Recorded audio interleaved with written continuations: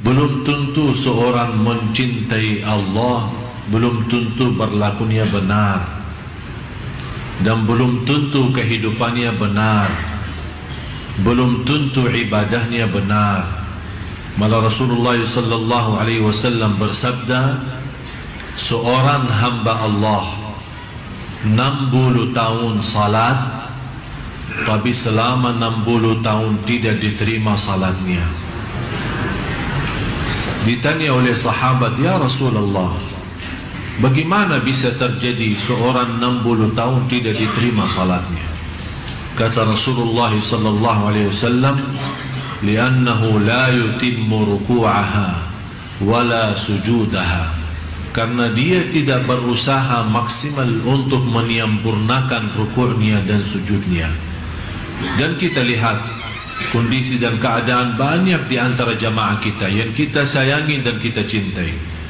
Banyak di antara jamaah terlalu keburu selesaikan salatnya, apalagi salat sunnah qabliyah ba'diyah, apalagi duha dan yang lain-lain.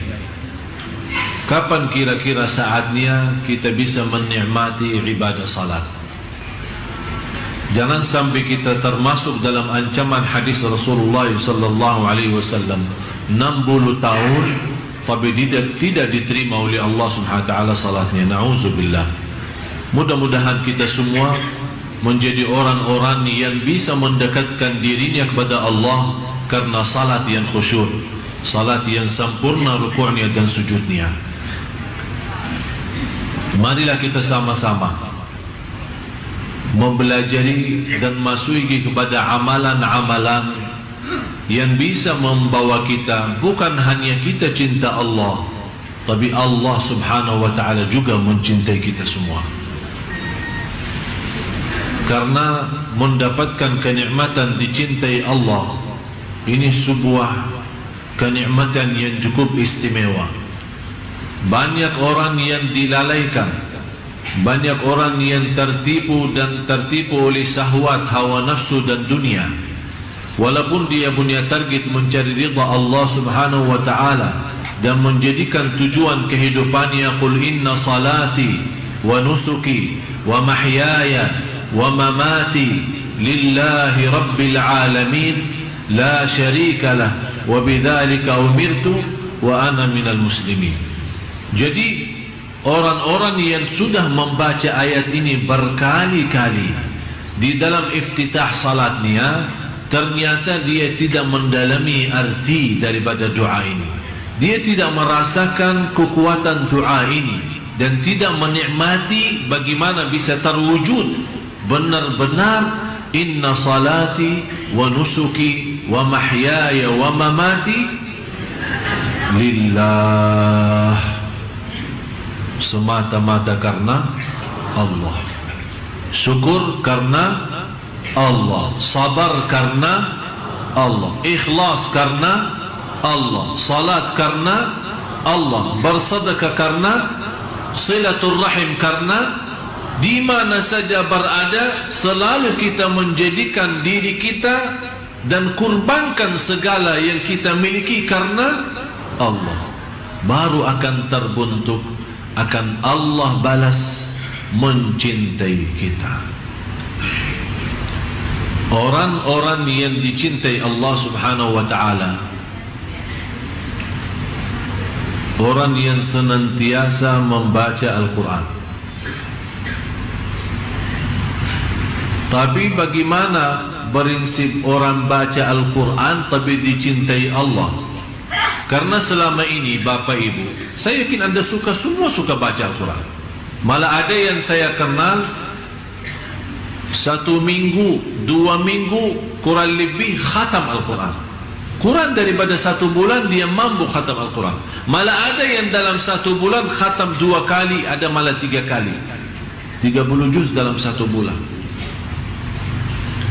Tapi masalahnya bukan berapa banyak baca, tapi bagaimana membaca.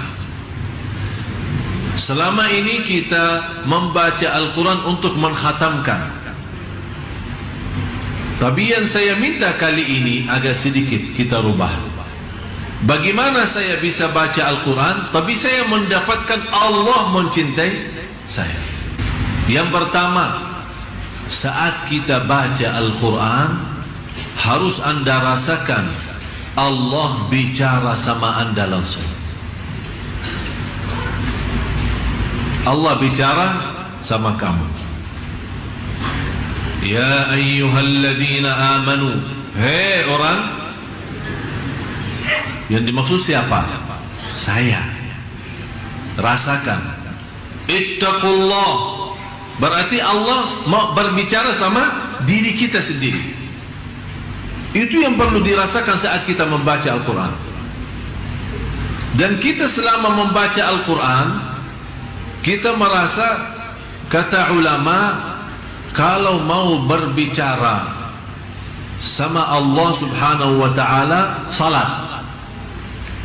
Tapi kalau anda mau mendengar Allah berbicara, baca Quran. Kalau anda mau mendengar Allah yang berbicara, baca. Karena ini Al-Quran kalam Allah. Kalam Allah langsung. Yang Allah sampaikan langsung, kalam Allah itu disampaikan kepada malaikat Jibril kepada Nabi Muhammad SAW, Nabi Muhammad kepada sahabatnya, dan seterusnya sampai kepada kita. Jadi yang ingin berbicara sama Allah, salat, hadap Allah, bicara, silahkan. Tapi yang ingin mendengar Allah yang berbicara, baca Al-Quran. Jadi saat anda baca Al-Quran, Bismillahirrahmanirrahim, anda rasakan mendengar kalam Allah. Jadi jangan anda hanya membaca. Ada seorang membaca hanya lewat mata.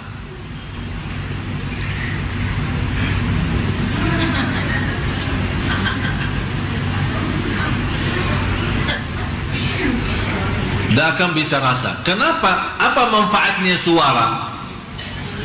Suara agar didengar oleh. Kenapa didengar oleh telinga sendiri? Kalau ada syaitan mengganggu kita, lari. Dia tidak bisa, karena ada suara keluar. Syaitan terganggu.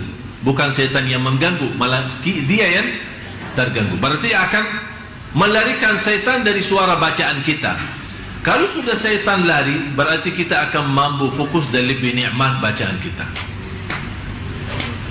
Yang kedua, saat kita mendengar sendiri bacaan kita, rasakan Allah yang lagi menyampaikan bacaan itu lewat telinga kita. Karena telinga itu salah satu makhluk Allah. Ada seorang punya telinga tapi tidak bisa mendengar.